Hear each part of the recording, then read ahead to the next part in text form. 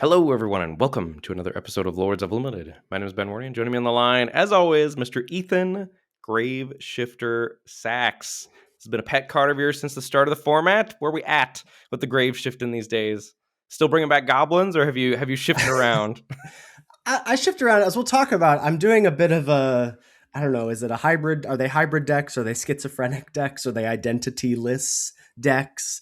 And it makes me like Changelings a lot. It makes me like Graveshifter quite a lot. I had the pleasure of looping Graveshifter and Grub in a deck yesterday. So having that as a goblin I could get back, and then Grub can get back Graveshifter. And then what are you going to do with this endless stream of garbage overrated tutus? I don't know, opponent, you decide. I got looped so hard last night. Speaking of loops, I got looped by Dawn Blessed Pennant and Tristan's Command, which was Yes. so depressing. And my deck was like kind of hanging with it until like the third time around. And then I was like, all right, whatever, I'm tapping out of this. I had that in a draft like a week ago and didn't know it was a thing until like I had both of them, and I was like, oh dear. Yeah. Yeah. So for folks who don't know, Tristan's Command is the elf rare command. One of the modes is you can get back 2 permanents from your graveyard, and it is a Kindred spell elf. And Dawn Blessed Pennant lets you choose a creature type, and then you can get back a card of that type. So you use the command to get back the pennant. Pennant comes into play. You name elves. It can get back the command. Rinse, repeat. You're getting a free permanent for your troubles and killing one of your opponent's Creature. Yeah. It's rough. I was doing okay, and then they hit 8 mana, and the third time they could do it every turn cycle. Then, and I was like, all right, I'm tapping out now. Yeah. Like before, it had been on an every other turn thing. Now you're like, okay, this is out of hand. I also had that in I had it in a paper draft this week too, which was pretty sweet. How's this for some like elves being clogged at the table? I opened Gloom Ripper, pack 1, pick 1. I was like, great, this is gonna be easy. Let's just draft elves. Person to my left opened High Perfect Morkin, High the rare. Yeah, right? Yeah, the black. Our buddy J-Maz, 2 to our left. He was like, I'll take Eclipsed Elf first. Why not this? And then quickly got the message that Elves was not open from the 2 people to his right. And he ended up pivoting to a sweet Orzhov -1/-1 counter grindy deck that took down the pod. He beat me in the finals. Nice. Yeah, so I'm never drafting Elves again. I tried it. I'm never going to do it again. I'd love to hear it.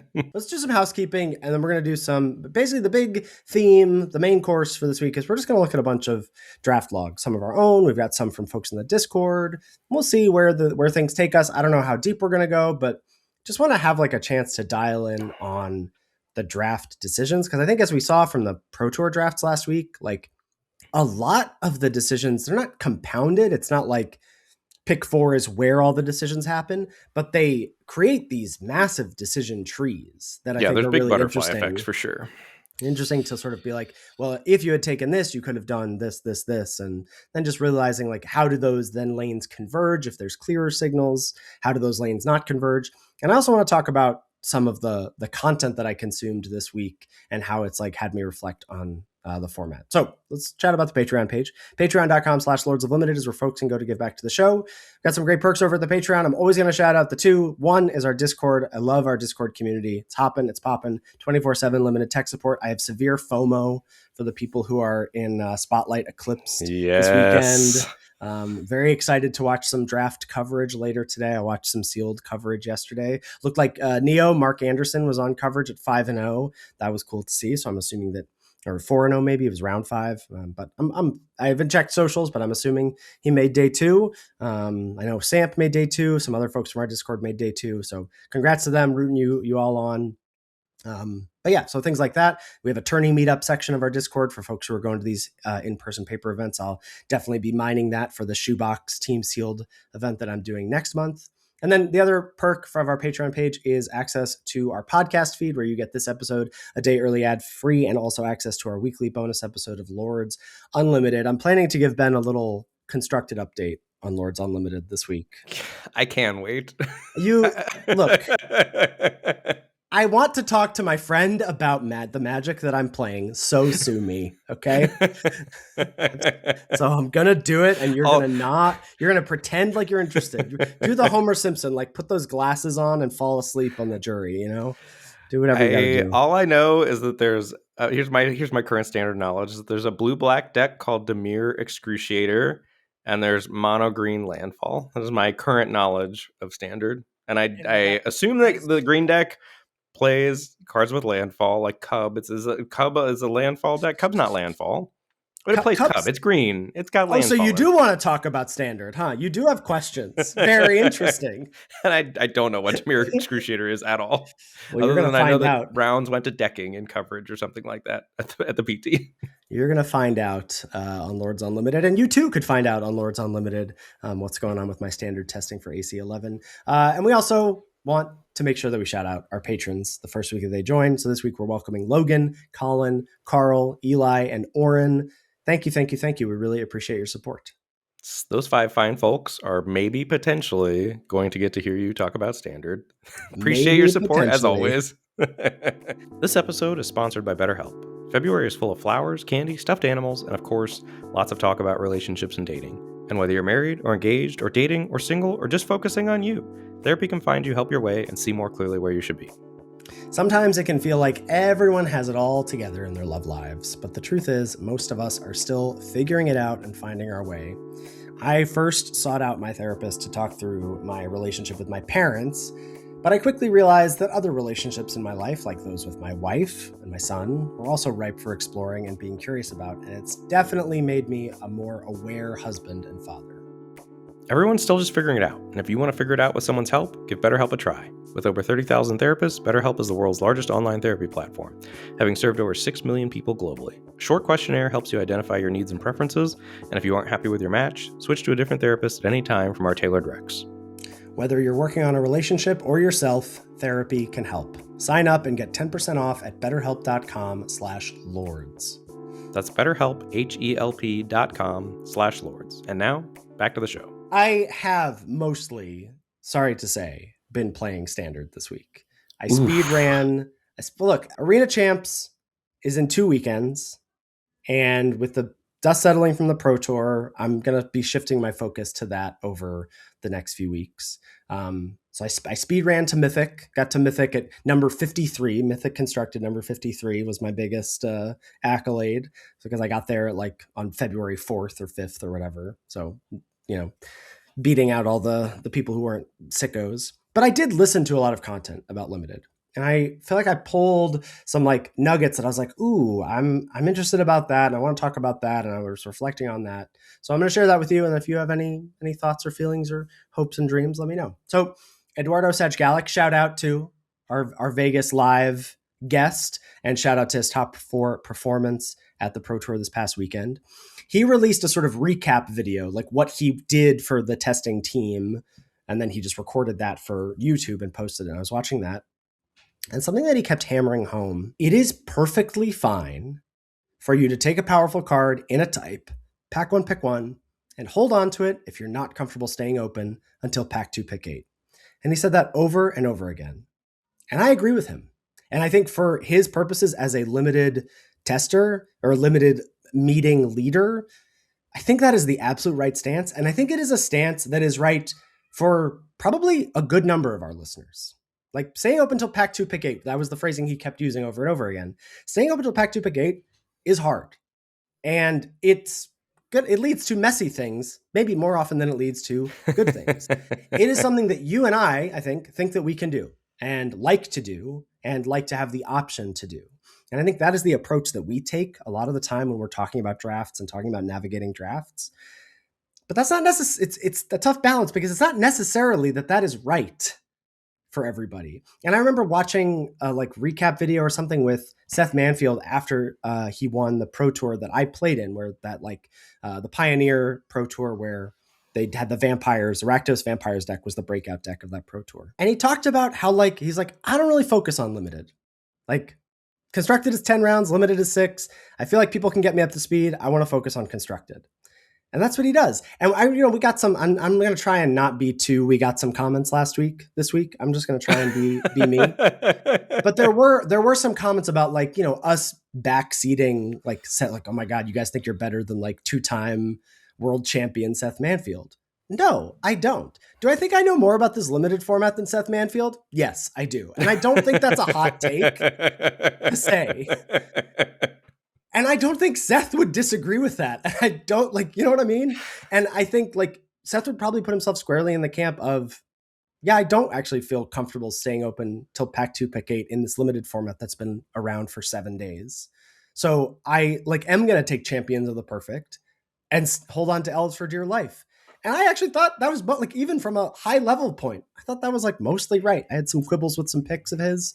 Maybe he had an off ramp here or there, but totally fine to do what he did. And I think I don't know how to incorporate that into the future of my podcasting, but it was something I was like, oh yeah, not everybody wants to stay open till Pack 2, Pick 8. And just like I feel like my messier drafts are the ones where I'm like Merfolk Lord into Elf Lord, try and figure out what's going on.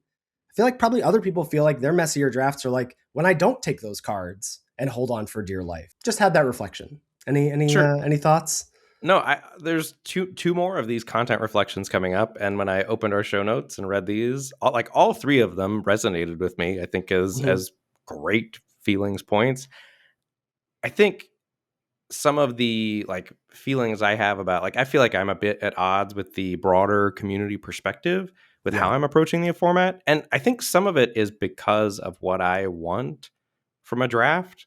Like when I sit down to draft, I want to have an experience that is the most fun part for me. I like playing the games. Yeah, sure. MTG Auto Battler, play MTG Auto Battler when, but I love drafting, and the drafts where I would take elf card and elf card and elf card and elf card. Once you hit a critical mass of that, the draft is not very fun anymore. And you can draft this format in such a way that the drafts are very fun and interesting, and you still end up with a very good deck. And I think that's probably where some of the separation in approaches is coming from me versus the broader community perspective. For sure. But I very much, when I sit down, want to have an experience until Pack 2, Pick 8. I am not looking for a Pack 1, Pick 1 experience. Yeah, I mean those drafts, they might lead to ultimately the most powerful decks. They're also the most boring drafts. Yes. Where you're that draft I talked about last week where I was like, more concise into Eclipsed Elf. Maybe some of my issue with that was that I was bored. I was like, now I just take everything that says elf on it. That's not that fun. But it did, I 4-3'd with a deck that I wasn't even sure was that good. And I think just off the back of there's some consistency in elves. Okay, speaking of consistency in elves, our good buddy Sam Pratt on Rough Drafts said something to the effect of, I'm sort of rephrasing it, but even if you don't end up in a dedicated typal deck, you're incentivized to be in one of those 5 supported color pairs because it just gives you access to more, gold cards really, but just more cards that fit that deck than the off-color decks. You don't have to end up in, and I've sort of been discovering this a little bit this week, of these sort of half elves, half goblins deck, half elves, half Kithkin, half tree folk, whatever. These decks that are I was talking about this last week, of decks where I have Gathering Stone and I'm I don't know what I'm going to name when I play Gathering Stone. Am I going to name Kithkin or Tree Folk? And it's going to depend. But those decks exist in those, half Kithkin, half Tree Folk is green-white. Half Elves, half Kithkin is green-black. Or I guess could be green-white, but probably green-black. Half Elves, half Goblin, another green-black deck. But you get my point. I've had Goblin Elementals decks that are red-black. But you don't get to do those decks when you're red-green, or when you're red-white, or when you're black-white. And that sort of clicked for me because, I have been sort of thinking about this format as of and I think probably pushing back against the general narrative of it's basically a guild set, draft these decks, draft on rails. And you and I have had success in much different spaces in the format and have been thusly, I think, pushing back on that narrative. But I was like, oh, no, this is right. You don't have to be elves to be black-green. But black-green is one of the 5 colors that is going to give you more stuff. You're not going to open a Tristan's Command or get past a Tristan's Command when you're in black-white. Those cards just don't exist for you. So you're going to have to be a little scrappier with the power you get from those off-supported color pairs. And I hadn't really thought about the format in that way. I don't know. I want to push back against that a little bit. Like if I'm black white, Great. I'll just splash my Tristan's command quite Mhm. happily. But you have to You do a have to little splash. extra Sure, sure, work. sure, sure, sure, sure, You sure. got to do Yes, some you have to work. do a little bit more work. Yes. But I think the juice is worth the squeeze in the case of Tristan's command. But to dive into a little more about once you successfully land in a lane, like let's say elves for the sake of discussion. Once you successfully land in elves, every card that says elf on it juices up your deck. And it's hard Mhm. for me to picture when you say half elves, half goblins. What benefit are you getting from being half elves and half goblins? I think so. These are drafts, and I have a couple logs that are like this later on in the show that maybe we'll get to, and I can describe my feeling. But I've had drafts where I'm not seeing power. And so I'm trying to cobble together power from whatever I can. And I'm feeling like a color pair is open. And I like one of these drafts I have where I was like, I think elves is open, but I'm thinking elves is open because I'm seeing like late commons and commons that I'm not even like the commons that I think are generally considered good, like a Dawn Hand Eulogist, pick 7, a Scarblade Scout, pick 7 or 8. Like those things I think the community at large would think, oh, that's late for those cards. I don't personally, but I had this draft where I was like, oh, I think this is late for these, and I think that means elves is open. And then some stuff wheeled, got an Assert Perfection, the green bite spell, pick 9, which I think is again another card that is widely considered good.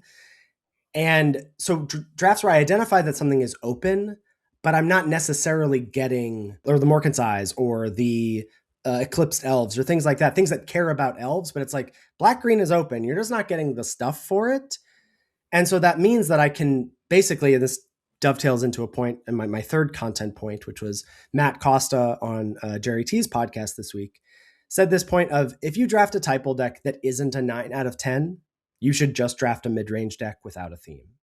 And that is, I think, where these decks are falling, the camp that these decks I'm talking about are falling into, where I'm like, well, I think I'm supposed to be green black.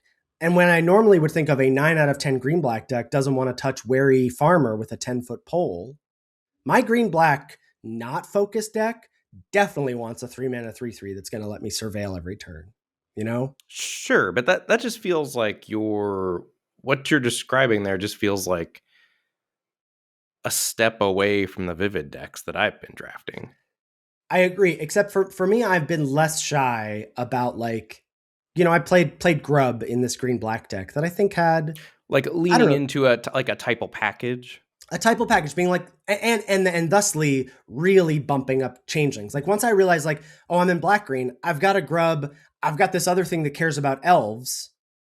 Let me just start taking changelings because like this Sure, is where yeah, my that's my where I've been power at all is. format. Yeah, yeah. Well, Love well, then I changelings. guess I'm just saying I'm catching up to you in that respect because I haven't. It wasn't Because until this week that I was starting to draft like, oh, I can be green white and I can be Kithkin elves, and that's fine. And if I have like the Kithking, I'm green white, and I have the Kithkin 2-drop, that doesn't mean that every other creature in my deck has to be a Kithkin. sure, it sounds like if there's what I'm gathering from this conversation is if we think about it like a spectrum, like maybe like a linear number scale of 1, 2, 3, 4, 5, and 1 is all the way to the left is full typo, Mm-hmm. and a 5 is like 5 color garbage, or like you're like three to 4 color, like play all the powerful cards, right? Like the vivid Yeah, decks yeah, you were yeah. talking about. Yes. And like four is where I want to be, which is like 2 color vivid. You're Mm-hmm. like a 3. You're like I'm right in the middle. Like you're doing all of the stuff minus caring about the what I'm doing, which is the additional colors to try to give myself outs to hit the vivid payoffs. Right. I feel like I've discovered what the 3 is on that scale this week. These sort of like, it's not a vivid deck. It is a half typal deck glued together by good mid range cards and changelings. And what that route probably gives you that the vivid decks don't is you're like I'm more likely, I think, with how I'm drafting to end up with vivid payoffs, and I think you're more Mm-hmm. likely to end up with a typal package. Like we're just Correct. more likely to get certain benefits from the draft. I think that's also one of the things that has been difficult for me, just like in podcasting about this, is that like you and I are both having different experiences from each other and different experiences from what feels like the community at large. And we're both having success. And so it's hard to be like, I think you're wrong. Or like, I think I'm right. Because like, I, it's just like, that's not how it works. but it's hard to dig in a little bit deeper. You know, you and I were talking, I don't know if we'll get to this pick, but we were talking about a pick in one of your draft logs earlier where you were like, I don't want to take that card. And I was like, I think if you ask 20 people, they're going to tell you to take that card. And like, where do you go from there? What conversation do you have? That's a bit of an impasse. I think we're just done. Actually, but you didn't mention the true gem from Matt Costa, which is if your Goblins deck can win without attacking, you have a good Goblins deck. That really resonated with me because the ones where I've been like, oh, this deck's great. Like you just have out 2 of the mischief card, and like your opponent just can't win. And when I lose to the Goblins decks, that's where it is. Like I just end up conceding to the good Goblins decks. I'm like, oh, there's no way for me to do damage to them without killing myself. Well, I think he was saying that. I mean, that is definitely in line. I mean, it's another way of saying what I was saying a couple weeks ago, which is like you need Boggart Mischief, Boggart you need the reach, and Lasting Tarfire. You need the cards that win without attacking. But I wasn't thinking like, no, literally Goblins decks cannot win if they're trying to win by attacking. And I think that is also true. Yeah. So yeah, I appreciated Matt Cross because I feel like Goblins got a lot of flack. It's getting a lot of slander. Goblins just like anytime anyone mentions anything good about elves, Goblins also just takes a stray bullet on the way. Somehow takes a stray, which is just so savage for it. Yeah. But though, so we have someone in our Discord who like every week does an update of what, you know, we have a trophy channel where people post their trophy decks. And then someone who assembles, like does data collection of those, like what color pairs are winning for the Lord's Limited Discord. And I love that Goblins is, I think, number 3. Red Black is number 3 in our Discord, which just means they're in the right place. People know what's up. We've got the good ones. Are you ready to go on a journey with me? You did say I am ready. That was a journey. Okay, pack 1, pick 1. I took the aforementioned Grub Storied Matriarch. This is the 2 and a black 2/1 menace. When it enters or transforms, you return up to 1 target goblin card from your graveyard to your hand. Flips into a red 2/1 with menace that can, you know, sort of make copies of things if you blight onto them. I took that over, I believe, the Kithkin Signpost Uncommon, the green-white 2-drop. Do you like that take? Yes, absolutely. Yeah. Thoughtwef Lieutenant? Yeah, there you go. Thank you. You even know its name. Kithkin is not on my radar, I will say. The Kithkin don't really do it for me. Okay, and speaking of the Kithkin, pack 1, pick 2. So the following cards are options. Marrow Sky Swimmer, the Azorius hybrid 2/2 flying Vigi with Convoke. Feed the Flames, 3 and a red, deal 5. Moving on to the uncommons, there's a Creekwood Safe Right. The 1 and a black 5/5 comes in with 3 counters, and then if you have an elf in your yard in your end step, you remove a counter from it. Klaken Festival, the 2 and a white and Kithkin Enchantment. When it enters, you make 2 1/1s, and you can pay 4 and a white to make a 1/1 green and white Kithkin creature token. And I would be lying if I didn't say I clocked that there was a Bark of Doran in this pack. But that's neither here nor there. What do you like out of this pack? Because I feel like those 3 cards that I shouted out, not Feed the Flames, but Sky Swimmer, Safe Right, and Festival were all cards I was heavily considering. Yeah, there's nothing else for me. For me, this pick pretty quickly boils down to Feed the Flames versus Creekwood Safe Right, I think. Interesting. Okay. I mean, already diverging. Fine also. There's no world where Sky Swimmer and Grub are making the same deck for you, right? They could. But it could happen, but it's unlikely. They could, but it's unlikely, yes. I think, and with your newfound, like how old is this draft from earlier in the week? With your newfound half goblins, half elves, like any eyes for Safe Right here now, or do you still don't like that pick? Safe Right was my initial thought, because I was like, keeps me black, and I drafted this last night, and I was like, I think this keeps me black, and I'm not mad about, like, I've seen the light. I know I can have goblin, cares about goblins and cares about elves cards in the same deck. But I ultimately thought, like, I think Safe Right is both a less flexible pick than Sky Swimmer and potentially a less powerful pick than Festival. I don't like Festival. I don't like Kithkin Typal. I'm here for all the Typal decks. Kithkin Typal is a tough ask. I agree. I don't like Kithkin Typal that much. And but Klaken Festival has just felt like there are just some matchups where it's really good. There's some matchups where it doesn't matter. But there's some matchups where I feel like it's really good. And maybe this is just me facing it more than playing it, that I've found like, oh, this card's going to be a problem because I want the game to go long, but I don't want the ground gummed up or whatever. But I ultimately just thought that like Sky Swimmer is just such a flexible pick here, and I didn't feel strongly enough about anything in the moment that's why I landed on the Sky Swimmer. I think I would take Safe Right here, personally. Take Safe Right. And are you so you're taking Safe Right to say like I'll be black, we'll figure it out. Both these can go in the same deck. I could end up heavy elves, I could end up heavy goblins, whatever. I think Safe Right's just a good card, and I Yeah. like the black changelings And quite a bit. it's a 2-drop in a format where it's a good 2-drop in a format It's a where there aren't good good 2 drop. 2-drops. Yeah, and then you also give yourselves the chance to be elves. Yeah, I'm curious. I don't know what the Data says. I'm curious what folks out there say. I feel like there's arguments to be made for those cards. I landed on the Sky Swimmer. Pack 1, pick 3. I think more interesting, though again, boils down to 2 cards for me. One is the titular card of the episode, Graveshifter, 3 and a black, 2/2, changeling. When it enters, return a creature from your graveyard to your hand. And I think Protective Response would be the other card I'd shout out. The 2 and a white instant with Convoke, destroy target attacking or blocking creature. Yeah, I think those are the 2 cards in consideration. It's not close for me, though. This is a clear Graveshifter for me. Like, I love Grub is way Graveshifter. better than Sky Swimmer, and we want to get deeper into black. It makes me think about, I was, I think, inching towards this when we were talking about Hail, when I was coming up with Hail, but there is it's like Hathel or something. Like I want flexibility somewhere in there because that's part of why I'm taking Sky Swimmer and Graveshifter. Like Graveshifter isn't a haymaker. It's not an answer, but it's so flexible, and that flexibility makes it powerful at this point in the draft. Yeah, I love Graveshifter. Yeah. Okay, so we're in agreement on the Graveshifter here. Pack 1, pick 4.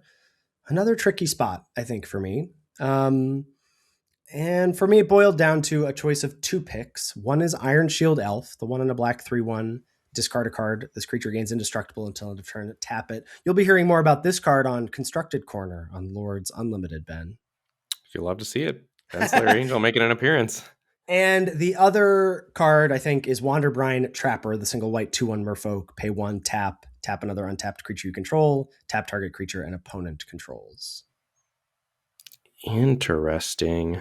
Is there a card you want to shout out? What do you want to shout out? I want to shout Mist Meadow Council out. Like, I've got eyes for that here. I think I'm too low on Wanderbrine Trapper. But it's also hard for me, like... So I see that you selected Wanderbrine Trapper, not for spoilers, but I think that's helpful for people to know for the conversation. Yeah. I feel so much more pulled. Like, this is where I have issues with, like, I've seen a lot of takes this past week of like Newmont and a couple other people on socials and some talk in the Discord of like, I'm just going to take the best card out of every pack for a long time and then figure out what I'm doing. But like, I still feel, let's say we have Grub, Graveshifter, Marrow, Sky Swimmer, Wanderbrine Trapper. We're gonna have to keep, because all of our cards are typal cards at this point. We're gonna have to keep choosing a type eventually.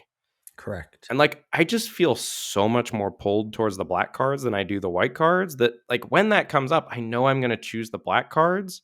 So I already want to start solidifying myself in places where I get to play those black cards, which is to me either black red goblins, which is my hope, or black green stuff. Well, and but it's also hard for me in drafts when we start out black, because black is so unhelpful with the vivid strategies that I like to do. Like, black is actively not doesn't play well with others in that space.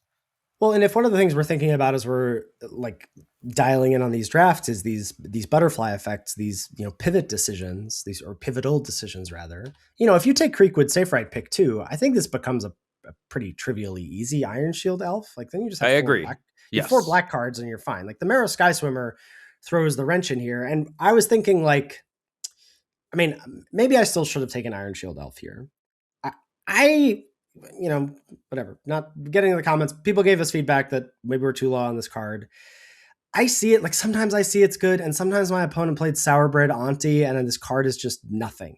Iron Shield does nothing against 1/1s. So bad to me. I really don't like it, and sometimes you do get free attacks with it, but sometimes I don't really want to discard a card to it, and it doesn't do anything. So I don't know. It's not my favorite card.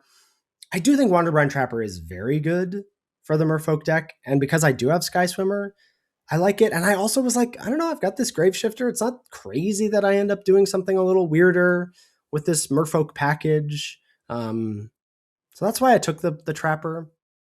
It's possible I'm too low on the Elf. My experience with the Elf has just not been that it's like better than, like, I still feel like, is Lisa Lana Informant better than this card? Oh, yeah. That's how I feel also. But I loathe Iron Shield Elf, and if I had done my route through the draft, if I'd gone black card, black card, black card, I would take Iron Shield Elf here. And then pack one, pick five. This is we'll go through, I think, probably the whole pack one here. Pack one, pick five feels like a clear question mark wary farmer for me, because this pack is very flat power level wise. I have 2 white cards. I just like, I feel like this is I'm not loving. I mean, I do think Wary Farmer is just a really good card. Like, I can't tell you how many times my opponent plays it on turn 3, and I'm like, I don't want that sticking around. I want that off the battlefield. It's a very good card. And the fact that it gives me flex, like, I can still go black green with this. I can go play this in my Merfolk deck. I can play my Merfolk package in my Kithkin deck. I don't know. Is there maybe the best card in the pack is Feed the Flames, but we're pretty far away from that right now. Yeah, but that's the reason to take the black route through the draft, is that then you get to take Feed the Flames in here and set yourself up for goblins. Yeah, well, and speaking of setting yourself up for goblins, pack 1, pick 6, ding, ding, ding, Eclipsed Boggart is in the pack. Yeah, that's where I when I initially went through this draft, I was like, okay, great, we found this Eclipsed Boggart. We've already got Grub. Like, let's lock in goblins at this point. Yeah, I didn't do that. You did not. But I also don't think I was supposed to. Like, it's tough because, so we can jump ahead. I took cards through the rest of pack 1 that were goblins cards. Assuming I was going to be goblins. I assumed yes. Eclipse Boggart, pick 6 is a signal. I've got Grub, I've got Grave Shifter. Let's go. And I completed pack 1 with that mission. Pack 2, pick 1. There are not goblins cards in the pack. The gobliniest card is Chaos Spewer, the 2 Rakdos hybrid 5/4 that has you pay 2 or blight 2 when it comes in. But there is luckily for you, there's a mythic rare Bitterbloom Bearer here, which you're easily snapping up. Thrilled to take it. Happy to do so. And I am basically mono black at this point. Like, my red cards are a Warren Torchmaster and a Tweeze. Pack 2, pick 2. Literal no goblins cards. But lucky for me, there is a Tristan's Command. The 4 black green Kindred spell. Easy snap up. And that was when I was like, oh, okay, there's more juice on this bone here. I was going through the draft log. Pack 2, pick 3. No goblins cards, really. Like a Boggart Prankster, a Burning Boggart Prankster wants to differ. I like this card. We were talking about this pre-show. I'm a believer in the old Prankster. You want to do this on Mike? Boggart Prankster, like Boggart Prank. The when I feel I'm happy to include Boggart Prankster in my deck is when I have like a critical mass of things in my 3-drop slot that want to blight. Like, if I have 3 Boggart Mischiefs and, whatever, things that like need toughnesses to blight onto, yeah, sure, then sign me up for my 2-mana 1/3. But otherwise, I do not like that card that much. I would not pick it here, to be clear. Yeah. I mean, I don't really love what I picked, but I did feel like, okay, like, we just picked up the Tristan's Command. There's a Lisa Lana Dignitary in the pack, the 1 green 2/3, behold an elf for pay 2, and you can add green with it if there's an elf in your graveyard. And this is when I was like, am I going to be black-green elves goblins at this point? And I didn't know what to do. Pack 2, pick 4 was where I decided, yes, that is what I'm going to do. Because it's deciding time, yeah. Pack 2, pick 4 is big deciding time because the choices are between Eclipsed Boggart, number 2, or Tristan Callous Cultivator, the 2 green 3/4 Death Touch double-faced card that mills 3 and gains 2 on one side, mills 3 and drains 2 on the other side. Yeah, card's great. I think the card is fine. Like, 3-mana 3/4 Death Touch is good. It's got types. I don't think it is a better card than Eclipsed Boggart. But at this point in the draft, I was like, I think my power is gonna come from, like, my best card by a lot is Tristan's Command. Correct. And my second best card is Grub. And I guess Eclipsed Boggart by proxy. And I was like, I think it's time to split the difference here. And from it was from this point on where I was like, anything with changeling is getting like 2 gradations of a bump for Right. me because of what I need from these what I need to fill out this deck. And this deck ended up 5-3ing, and it was a black-green deck with changelings and wary farmers and an eclipsed boggart, an eclipsed elf, a grub, a Tristan. Like, it's not focused, but it is in black-green. And I think there are drafts, like, this opened up a world for me of thinking of like, okay, there are drafts where I'm not, like, I'm going to end up in black-green, and it's not going to be the nuts elf deck, but it can still be a good deck. And how I Yes. navigate that, I think, was a level up for me this week. Yes. Yes. All right. I've got a best of 3 draft here. Pack 1, pick 1 started out with Tam Mindful First Year. It's 1 in Simic Hybrid for a 2/2 rare. Each other creature you control has hexproof from each of its colors, and you can tap it to give target creature you control all colors until end of turn, which pretty sweet for the Vivid decks that I like to draft. I've not had a chance to play with it yet. And this was a weak pack. Like, I don't remember what the other good cards here were, but it was, I think it was a pretty clear Tam. I don't remember what else was there. Tam's pretty good because it's flexible. It's a good 2 It's drop. flexible, and it's basically a flag bearer. Like, you have to kill it before you can kill anything else. It's Mother of Runes. That can't protect itself. Giver of Runes. Sorry, Giver of Runes is the one that can't protect itself. Is Mother of Runes the name of mom? Yeah, Mother of Runes is mom. Giver of Runes is the one that can't protect itself. Yeah, my opponent at the pre-release, that in-person pre-release I did in Fort Wayne, I went to kill their Tam, and they tapped it to make it all colors, and I was like, that still dies. And they were like, no. And they read it, and they were like, oh, but it was all colors on the way out. Good for you, opponent. Good for you. Pack 1, pick 2. See the following cards as options. There's basically no commons in consideration. There's a Seer, 1 in a red instant, deal 4 to a creature or planeswalker. There's a Tanyafel Rhyme Speaker, 3 in a blue, 2/4. When you cast a spell with mana value 4, greater, draw a card. And there's Endblaze Epiphany, red X for an instant. Deals X damage to target creature, and when that creature dies this turn, exile a number of cards from the top of your library equal to its power. Then choose 1 exile this way until the end of your next turn. You can play that card. Yeah. There's a Seer, there's a Moon Vigil adherence in this pack, but it's Rhyme Speaker versus Endblaze Epiphany is where I would land. And I would ultimately land on the side of Endblaze Epiphany. I think that card is busted. It's close. You could give me either one of them and I would be fine. I took Tanyafel Rhyme Speaker. I just have felt anytime I have it and it's on the battlefield, I cannot lose. And anytime my opponent has it and it's on the battlefield, I cannot win.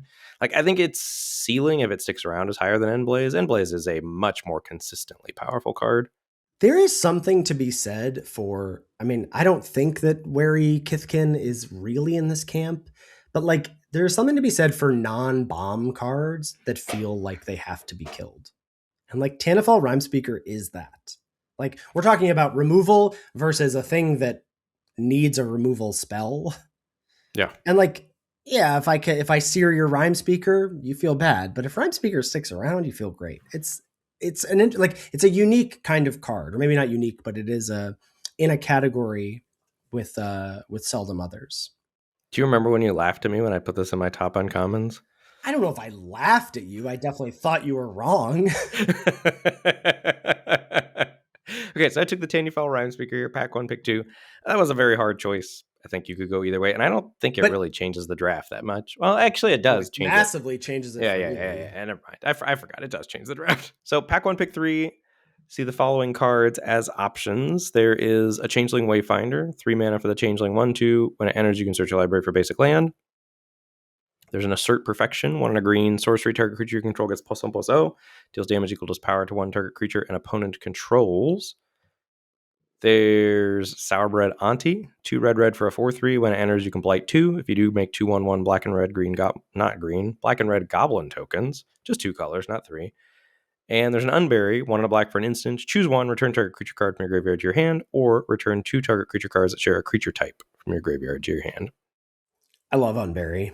You do love an Unbury? I do love Unbury. I think it's definitely my most drafted uncommon in the format. And for a while, it was like just in my top 10 drafted cards, period, because I just love it so much.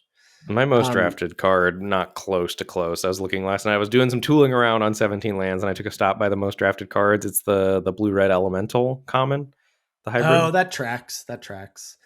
I hope it still is for me. Cinder Strike was my number one for a long time, which just felt great because I think that is just it's nice to have the best common be your most drafted common. It's pretty rare. So with your path here, it's interesting. I still kind of want to make a case for Unbury for you just because I think it's so powerful. And you do have two wizards. Two whizzies. Just to be clear, if I have my route where I have the and Blaze Epiphany. I think Sourbread Auntie or Unbury as follow-ups to that are good. With your route, I think I would take Unbury or Assert Perfection. I'm curious to hear. I think I'm going to push back on this, but I want to hear the Changeling Wayfinder argument from you. Yeah, I took Changeling Wayfinder here. My argument for Changeling Wayfinder is I don't feel great about any of these cards. Like I don't feel like I have a good direction in the draft right now. I don't feel like this pack particularly presents me good options to go down. In the green decks I like to draft, I don't value Assert Perfection particularly highly. Like there's a limited slot for removal, and I just You like want it to Liminal do its Hold and thing. other kinds of cards better than that. I think that tracks. I think that's something worth saying here is that like Assert Perfection is better the more certainly creature dense your deck is, and also the more like assertive your deck is. And so like I tracks for me why you're not like in more fiddly decks, you want your removal to do the thing every time you see it. Correct. Yeah. So I just don't value Assert Perfection that highly, and I'm kind of headed that way with Tam and Tanyafel Rhyme Speaker, but I don't. So there's nothing that's pulling me here, and Changeling Wayfinder is pretty likely to make my final deck and be a good card. Like the decks I draft hate missing land drops, and I don't value Changeling Wayfinder super highly either. Like I'm not thrilled with this pick, but I'm not like you can hand me a card out of this pack, and I don't think it would affect my draft decisions going forward that much. Interesting. Yeah, the two cards in the upper left, like if this were pack one, pick one, I would be. That's where my mind is going. Is I Unbury or agree. Yeah, if Sourbread this were pack Auntie? one, pick one, I would absolutely take Sourbread Auntie or Unbury. But this goes back to, so maybe there's something here that's worth diving into. This Yeah. goes back to, I have the exact same feeling about this pick that I have about your draft. We started with Grub into Graveshifter. And the tiebreaker for me is always like once we have Graveshifter and Grub, I'm always pulled towards Graveshifter and Grub when I'm faced with decision points. I know that's where I'm gonna lean, so I just start leaning a little earlier. And in my draft here, I value Tam and Tanyafel Ryan Speaker as a package way more than I do. Like I'm never like those Tanyafel Ryan Speaker and Tam pull me in a direction. But Unbury or what is Sourbread the Auntie, direction? some sort of vivid deck that's going to play for the late game. That is likely to be what colors? Blue, green, blue, red. If I get Shine Strikers, thank you to whoever pointed out that it's Shine Striker and not Shrine Striker. Never struck a shrine in its life in the Discord. That was very funny. That got me good. Lander, yeah. Shine Striker. If I get that, I'll be base blue. If not, I'll probably be green something, maybe splashing Rhyme Speaker, or maybe I'll abandon the Rhyme Speaker. But I already like Tam way more than I like Unbury or Auntie. And it's hard for me to imagine decks where all of those cards go together. And then when I'm faced with decision points, I'm going to steer towards Tam. So I'd rather I really don't like being pulled in disparate directions in this format. I think we're uncovering something here about like approaching this format because I feel like I hear that, but that is why like that's the reason why you don't ever or rarely end up in Kindred Typal decks. Yes, yeah. Is because like to do that, like if you're gonna end up in a Kindred deck, you're gonna take Sourbread Auntie here and be like, well, if Goblins is open, I'll be Goblins. Or you take Unbury here and you're like, Goblins is open or Elves is open. That's kind of why I like the Unbury pick is like you could end up in Elves with Tam. You could end up in Blue Black, and Unbury is good. You know, like it could be a good splash in your Vivid deck. I don't know. But That's but it's not there. But hold on, I want to just finish my thought about. I've got another thought about the same thing too. So you go. But the difference of you're like in my draft, you wanted to take black card, black card, black card because you want. It seems like you're valuing. I would like as many of my early picks to make my deck as possible. Yes. Is that a fair assessment? Yes, and absolutely. I think there's this That's a fair assessment of my stance for this format. There's a whole other camp. I think it's the majority camp that, well, we never talked about this difference before, really, in these words. There's other camp of like, I just want to take powerful card, powerful card, powerful card. And I don't care if it's Merfolk card, Elves card, Kithkin card, and then I'll figure it out. And I think I'm somewhere in the middle where I'm like, I don't feel like I want to take the most powerful card to a point, but I'm also now feel like I'm seeing this like this number 3 option of like, I could do both. I could play Merfolk and Kithkin in the same deck and it's not the end of the world. Sure. I think the what I don't like about, for me, and like if it's working for other people, don't let me yak your yum. What I don't like about the taking the powerful card is I think there's several things that are going on there. Like I think primarily those people are drafting best of one. And I think there you can get away with that more because you're going to get good cards later than you should be. And I think that strategy starts to fall apart a little bit more. This is all hypothetical, but my gut says that strategy starts to fall apart the more competitive your pot is. And I think for me personally, like those, like the Sourbred Auntie, and if Goblins is open, fine. I've got this Merfolk Lord, and if Merfolk's open, fine. Eventually, you still have to pick and like hope, and so much like this is where I have so much cognitive dissonance with the format for the typal decks, is that so much of the power from the typal payoffs, like the cards that people are like, oh, this card's awesome, comes from the fact that your lane was open and you got the requisite number of creature cards that say that type on it.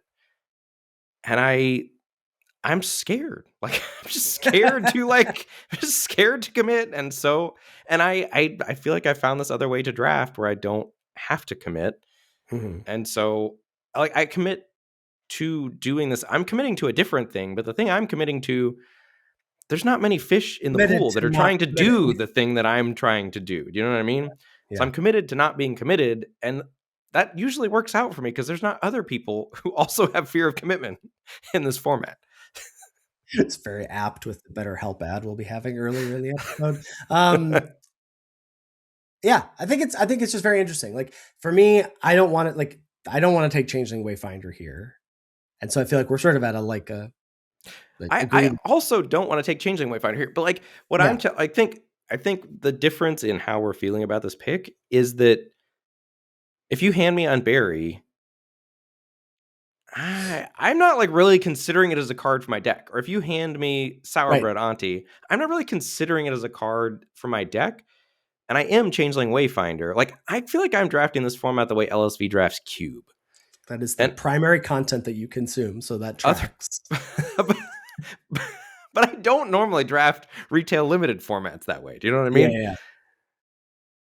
And I think if you took Unbury or Sourbred Auntie, you're factoring them into your future decisions way more than I would be. Perhaps more than Tam and Rhyme Speaker. Because that's hard for me. I do put weight on like the later I see something, the more I take it as a signal. And so I'm like medium on it. But if I saw like Sourbred Auntie or Unbury into Eclipsed Boggart, for example, I would be like, great, get these first 2 picks out of here. Like I would automatically, the scale shift to the Goblin cards are now ahead of my first 2 picks. But then what if the Goblins don't float? Like that's so scary for me because you can just get hard cut.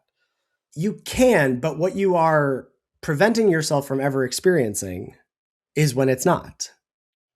I agree. I rarely get a deck that is a 10 in this format. I live in decks that are 6.5s to 8.5s or something like that. 6s to 8s. Well, and so to Matt Costa's point on Jerry's podcast this week of like, if you're not getting 9s and 10s, then you don't care about, like, you're doing what you're doing, but you're just basically saying, I'm not even going to give myself the outs to have the 9s or the 10s. But that's I'm where I just going to think live that's in what I the do think is a leak in how I'm drafting. yeah, That's what we yeah, were talking about last week. Like, it's a leak in how I'm drafting the format that I'm not giving myself. It's so weird that I ended up here because I feel like I'm usually the person on the podcast who is championing you gotta leave yourself outs to get into the best decks. And for whatever yes, reason in this format, I have sort of eschewed that role in the podcast that I usually play. And I don't know why that has happened. But one other thing that I wanted to ask you, back when we were on your elves deck, your Tristan deck, the yeah, first draft that we looked at, your uh-huh, hybrid elves goblins deck, yeah, is that draft was extremely high powered. uh-huh. I Most of my drafts have not been in this format Like, in terms of the cards you're in seeing. terms of card quality. Yeah. Yeah. Well, I mean, part of that was that But draft. also that some of that is I'm not leaving myself outs to the ceilings of the typal decks. So maybe the drafts just feel lower powered to me because I'm not, you know what I mean?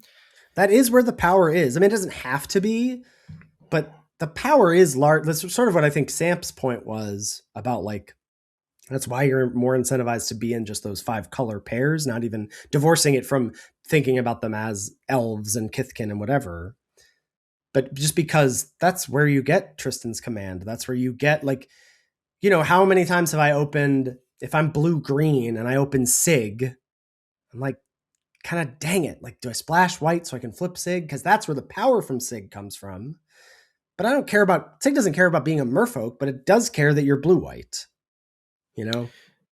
Yeah, Sig's not particularly splashable, but a lot of the command cards are. The command cards are, but again, are you going to achieve their ceiling if you don't have half a dozen elves to copy? No, not really. Like, you want all of those modes, access to Sure, all of those sure, sure. modes, Yeah, heard, Um, heard. so All right, anyway, I think that was an interesting detour here. So I agree. we've got Tanyfel. I took the Changeling Wayfinder because I've got fear of commitment, and we're moving on to pack When's your one, pick wedding date? four. Yeah. Okay. Go ahead. Yeah, June 27th. Pack one, pick four. I feel like my fear of commitment is sort of justified here. I don't know. But That's I guess it's exactly what because someone with a fear of commitment would commitment would say, say. yeah, exactly. Yeah, it's self-fulfilling prophecy. This is why you're all alone with Valentine's Day coming up, everyone. This is why you're all alone. Oh my Singles Awareness gosh. Day. Oh my gosh. It's unbelievable. We'll have to Pack wear one, this. pick four. The following cards are options. There's a Great Forest Druid in Nothing. the pack. The whole pack There is is not much. terrible. There's a Great Forest Druid, 1 and a green for an 0/4, tapped Adamant of any color. There's a Gristle Glutton. If you had taken Sourbread onto your Unbury, that's the 1 and a red 1/3. You can tap Blight 1, discard, draw. World's latest Scarblade Elf, or Scarblade Scout, that I've ever seen in my life. 1 and Yeah. black 2/2, lifelink when it enters, mill 2 cards. And I think that's it. Yeah, this pack is real bad. Yes. Yeah. I think, I guess Scarblade Scout is air quotes the best card in the pack, but this pack is bad and it doesn't matter. And you're happy to have Great Forest Druid, and I am medium happy to have Gristle Glutton. Like, I want Gristle Gluttons in my Goblins decks. I do not want to have to pick 4 Gristle Gluttons for my Goblins deck. Correct. So took the Great Forest Druid. Moving on to pack 1, pick 5. See the following cards as options. There's quite a few options here. I wasn't sure what to take here for my pile. So there's a Wary Farmer, which is great. There's a Gangly Stompling, the 2 and Gruul hybrid for the 4/2 Changeling with Trample. There's another Changeling Wayfinder. There's Unexpected Assistance, the 3 blue instant with Convoke, draw 3, discard a card. There's Unwelcome Sprite, 1 and a blue 2/1 flying. Whenever you cast a spell during an opponent's turn, Surveil 2. Where are you at on Unexpected Assistance these days? I've come down a bit. I do want burst cards in my. It's I want great a in burst Merfolk. draw It's spell. outstanding in Merfolk, and I have moved it down a little bit outside Well, of you that deck. probably, like, in your, because I know I'm you getting love value from other places, yeah. Well, you love Flaring Cinder, and I love Gristle Glutton. So we Yep. both love, like, card selection, but I find that I need a card burst to make that Yes. card selection as Better. best as it can be. And Unexpected Assistance does it almost better than anybody. It plays really well with your Rhyme Speaker. I get taking Unwelcome Sprite here. Unwelcome Sprite has just felt homeless to me, kind of. Like, I like it's a good 2-drop but I don't know where I want to play it. I agree, But I think, again, you could hand me any of. You could actually, that's not true. You could hand me either Unwelcome Sprite or Wary Farmer here, and I'd be fine.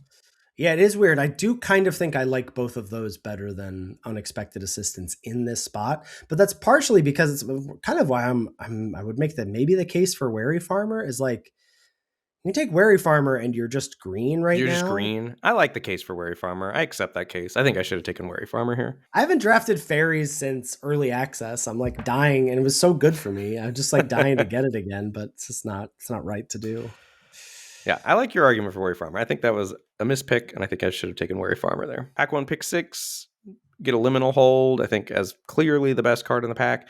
And this draft, one of the spicy things was I wheeled Wildvine Pummelers, which is super nice with Wombo combo with Tam. You turn something 5 colors, and then you can play it for 2 mana, which was sick. Oh, that's incredible. Well, and also Yeah. then you're playing a 2-drop that triggers your Tanafel Rhyme Speaker. Correct. Oh, when you were snapped up these pummelers, pick whatever 8 and 9, I was like, this dude is so vivid pilled. It's No, they're combos with Tam. But that's crazy that they're so good with both of your first 2 picks. Okay, I'm sold. And then I ended up totally biffing this draft. We're not going to get into it, but I think I did really well through the first 2 packs. Other than I really like what you said, pack 1, pick 5. I think I should have taken Wary Farmer there for sure. I think I generally did well, and then ultimately never decided whether blue or white was going to be my second color, and I needed to decide, and I ended up in this 3-color garbage pile. So I biffed it in pack 3 pretty hard in this draft. Oh, yeah, when I went to look at the deck pick, I saw your mana base, and I was like, I thought Ben's whole thing last week was my vivid decks are always 2 colors. No, I biffed it in this draft. This was late at night last night after hosting a very large event yesterday. Oh yeah. And I usually don't get bit. I was thinking about you at the end of this draft because Ethan and I, if you've ever watched us draft on stream, Ethan is constantly shifting cards to the sideboard in and out. And at the end of the draft has his 23 ready to go. And while I'm drafting, it's very much a flow state and all cards are in consideration. And I am reluctant to move cards to the sideboard. And I got bit by it really hard in this draft.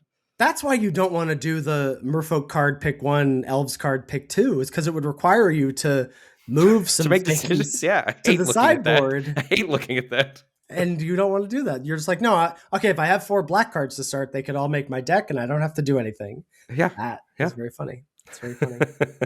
Can take you through another one of mine that I thought was pretty interesting. And then before we wrap up here. Yeah, let's do it. Okay, so pack 1, pick 1.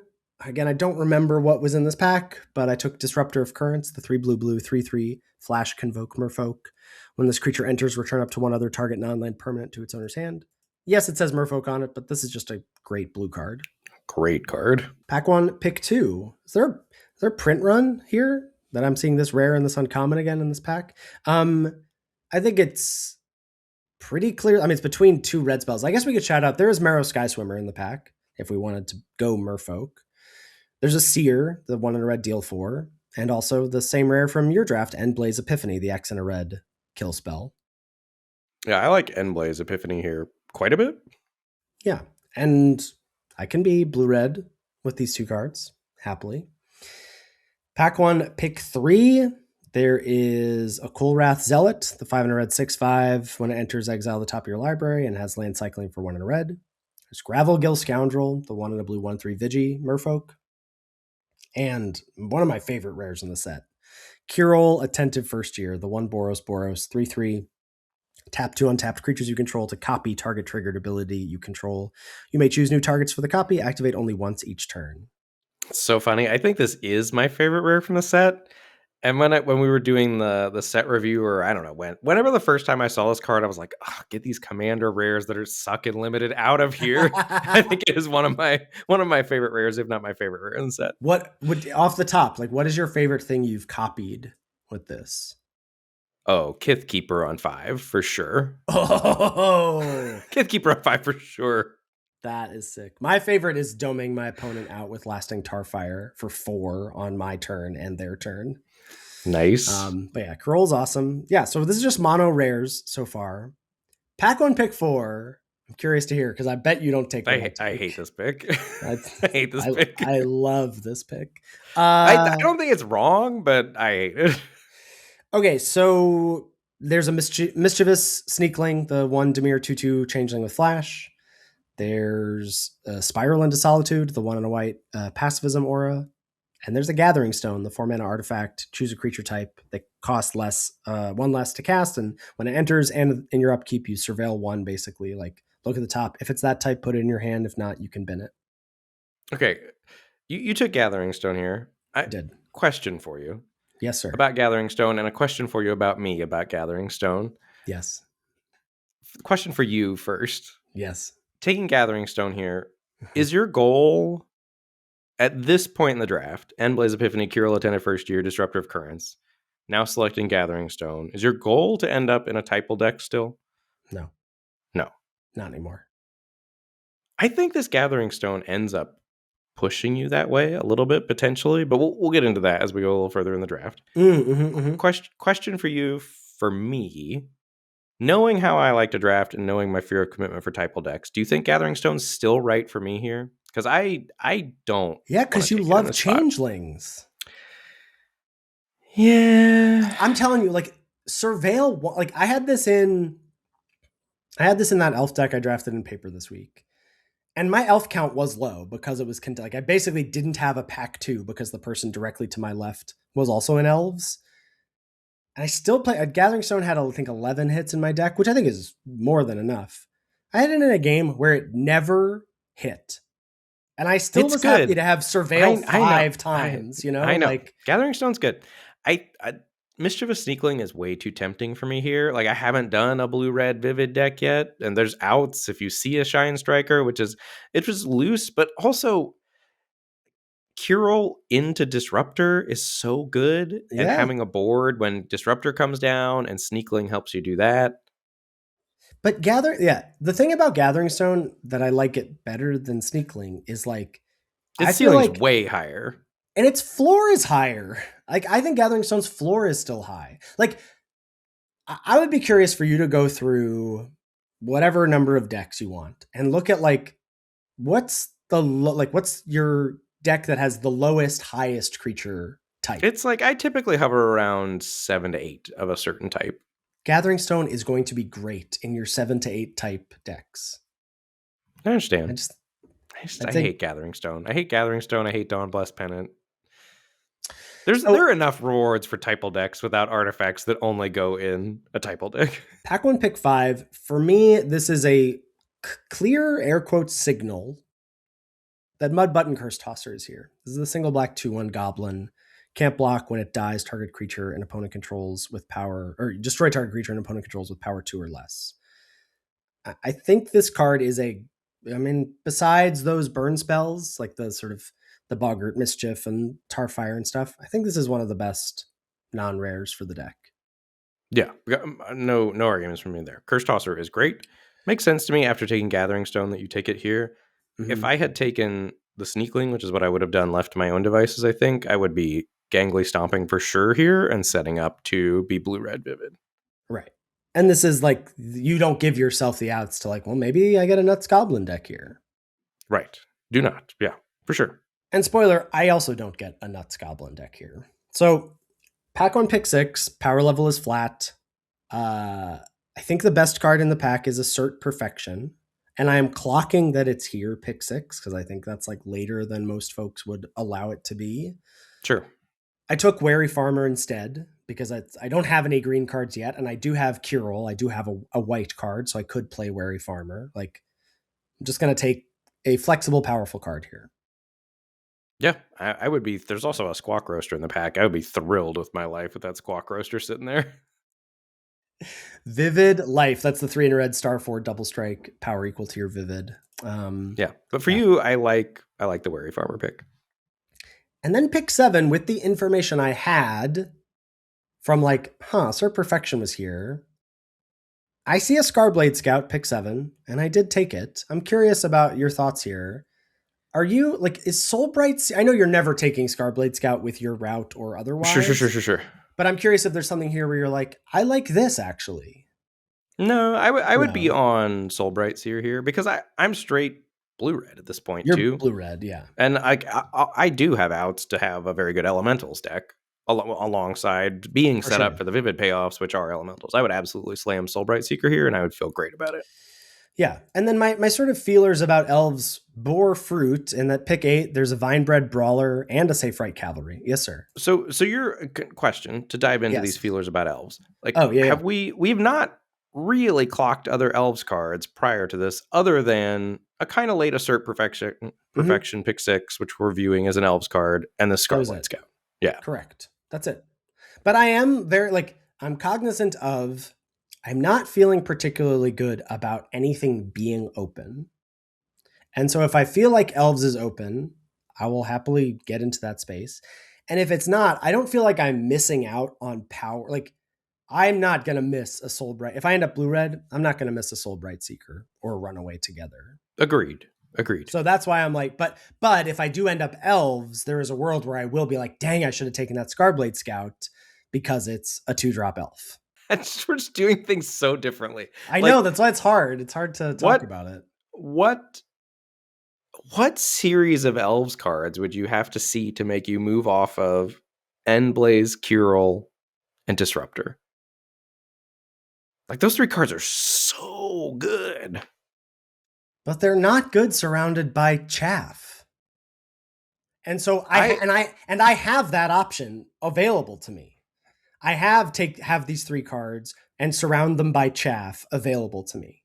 Yes. Whether or not I take Scarblade Scout. So I might as well take the Scout and be like, hey, if this happens, and I'm not saying, I don't know if I forget what happened. It's lucky because what I opened pack 2. But like Scarblade Scout into Brawler, into Assert Perfection pick 9, and Lisa Lana Informant pick 10, I don't think anybody's in elves at this table. I agree. I don't I don't know that you can infer that, but more open than usual for sure. More open than usual. Maybe there's one other elves draft. Yeah. This goes back to, I think, the fundamental thing that we dived into earlier, which is like, well, let's bring it home, baby. This is why I'm scared of the bopping strategy, right? Mm-hmm. Like, because you've bopped. Like, Gathering Stone leaves you open to a Typal deck. Mudbutton Curse Tosser leaves you open to goblins. Like, all of your picks wanting to spec to end up in Typal decks, check out. Like, they make total sense. The Wary Farmer pick makes sense. Specking on Scarblade Scout makes sense to me here. But I don't feel like we needed to. Do you know what I mean? Like, we have those 3 great rares.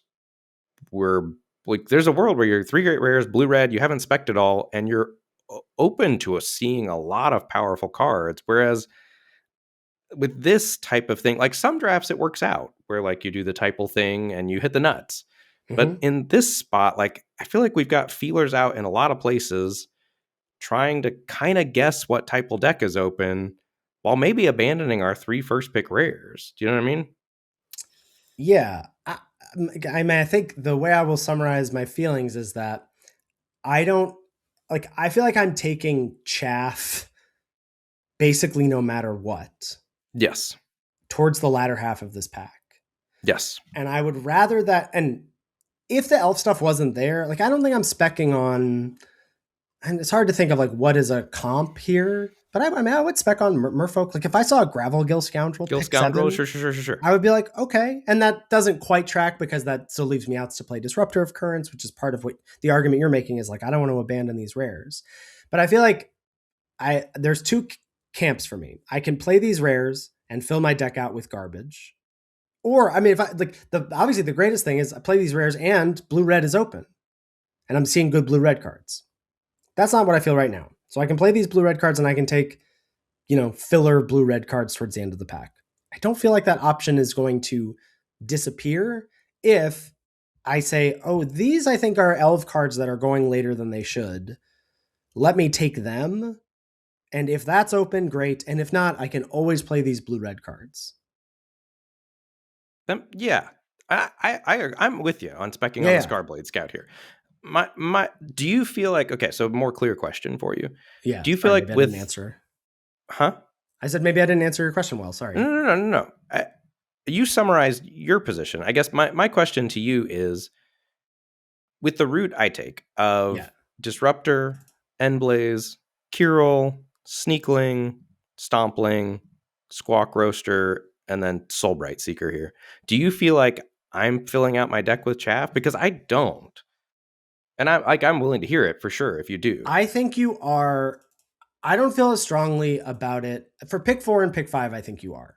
I think taking Sneakling over Gathering Stone is a mistake, and I think taking Stompling over Curse Tosser is a mistake. Past that, like, I don't have enough Vivid experience to know about Squawk Roaster versus Farmer. Seeker has been kind like medium plus for me. Like, it does some stuff in Elementals decks, and it's kind of cute with Kyril. You can get 5 red, or you can get 8 red for 3 red. I think, right? That's a triggered ability. Maybe not. I don't know. Never mind. But I don't feel strongly about those. It's those two picks that I feel like are you not giving yourself out to hit a nuts deck, where I feel like you're just sort of deciding I'm playing these cards, and whether it's Vivid or Elementals, whatever, but you're not really giving yourself flexibility to what if this is open?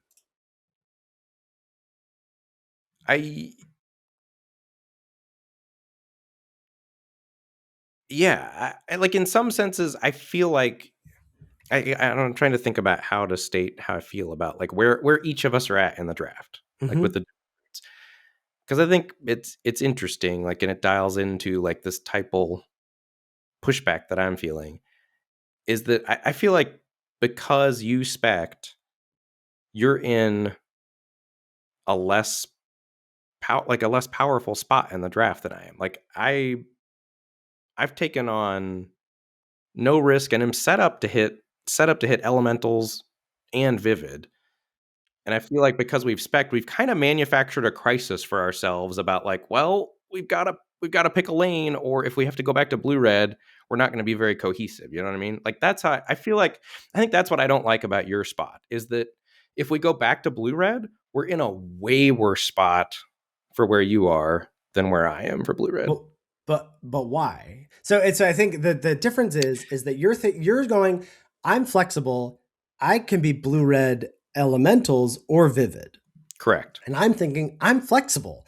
I can be blue red and play these rares, or maybe I'm goblins, or maybe I'm elves. And you don't think that's flexible. You think that's messy. I do think it's messy. Yeah, I think so. I think that summarizes how I feel about it. But I think what it felt like you were giving up is I don't think there's any world where you can be vivid. I think that's the cost of doing business, the way you're doing it. Correct. Like, But that's just because I don't know. I don't know how to draft. I still don't know how to do that deck. Like, I know you outlined it great last week, but I just like haven't experienced it yet. Okay. So that is not part of my calculus of like, oh, I'm giving up on Vivid by not taking Sneakling and Stompling. Sure. That is part of my calculus. Yes, I know. With those picks. Know. Yeah. Okay. That's helpful. That makes sense. Format's so interesting. Like that is my big feeling, is that like there is so much fodder for draft log discussion, more so than a lot of other sets, I think. But some of that is just because we're off the red. We're off the beaten path, I think. Yeah. Or I certainly am off the beaten path. So to the point, like, because I said I opened well with this draft, I just want to say, so like pack 2 pick 1, I opened Tristan's Command, which like obviously makes me feel like, oh yeah, great, I spec'd on the elves and now I'm getting rewarded. If this is the Ashling's Command, I can just take that. You can also take Ashling's Command too. Yeah, I don't get to take Tristan's Command here. That's the upside of your spot. I do get to take Flame Breeder, which is going to be nuts. But you get Flame Breeder, which is awesome. But also, this deck doesn't end up. This deck is not Nuts Elves, right? For sure. This is like Black Green Vivid with no Vivid payoffs. Like, it's got Changelings. I've got Tristan's Command. I've got a Reaping Willow. I've got this is a classic Gathering Stone. I don't know if I'm naming elves or Kithkin. Like, but and are these decks like nuts decks? No, but I got 5 wins with it, and I think that's above average. Like, that's obviously an above average result. And the deck, like, it plays well. I don't know. Yeah, I'm No, not no, trying to throw shade on how you navigate it. I'm just trying to dial into, like, I think that what you were talking about with this format and the draft logs and the having more fodder than usual. I think the thing that this format does really well that I appreciate about it, that I don't think it is getting, like, I feel like it's not getting that much love from the community, is I think this format, at least for me, poses a very interesting question of risk versus reward. And I'm choosing the safer, less reward, and like where you land on that spectrum, I think dictates how much risk you're willing to take on in the draft or how much specking you're willing to do. It gets met with a higher ceiling if you do it well and carefully. well, and also what your evaluation of risk is. Like, because like we just sort of identified, like, you're like, isn't it scary that you're not leaving yourselves out to this? And I'm like, isn't it scary that you're not leaving yourself out to this? And you're like, well, I'm scared of that, and I'm scared of your vivid route. And like, so it's sort of, it's also about what do we think is risky, not only our assessment of our desire to be risky. Yes, I agree. All right, on that note, thank you as always to Salty Pretzels for our intro and outro music. Make sure you give it a listen. You can find all of our content at lordsoflimited.com. There is links to our episode backlogs, our YouTube channel, our Twitch streams, respectively, our merch, our Patreon page, all of that available at lordsoflimited.com. If you've got any feedback about the show or any questions, shoot us an email at lordsoflimited@gmail.com. Thanks so much for listening, and we'll catch you next week for another episode of Lords of Limited. Thanks, everybody. See you later.